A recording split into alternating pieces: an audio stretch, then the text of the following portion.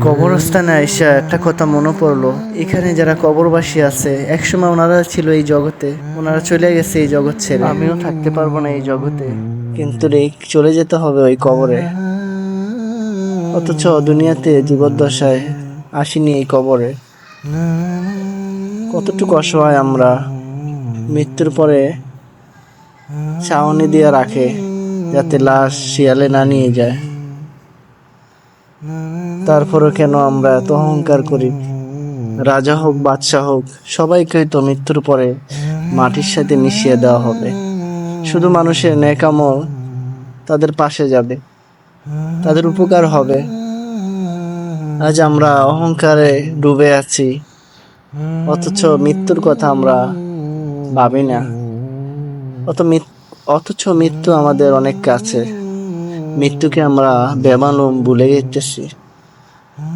আমার নানা, আমার দাদা, আমার দাদি নেই তারা দুনিয়াতে, পড়ে রয়েছে তাদের শুধু স্মৃতি। আমার নানার সাথে আমি কত জায়গায় যে গেছি আমার মনে পড়ে, সেই নানা আজ নেই। মনে পড়ে নানার স্মৃতিগুলো। একদিন আমি ওইভাবে চলে যাব। তো মৃত্যুর আগে আসলে আমাদের সবাইকে ঈমান আমলের সাথে চলার দরকার। তাহলে দুনিয়ার জিন্দেগিও আমাদের সুন্দর হয়ে যাবে, আখিরাতও আমাদের সুন্দর হয়ে যাবে। আজকে আমরা দিনী কথা তো অনেকেই শুনি, অথচ আমরা আমল করতে পারিনি।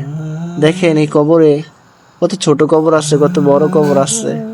আবার দেখা যাচ্ছে এক সিরিয়ালে 10টা কবরও আমি দেখছি এক পরিবারের। তারা নেই আজকে।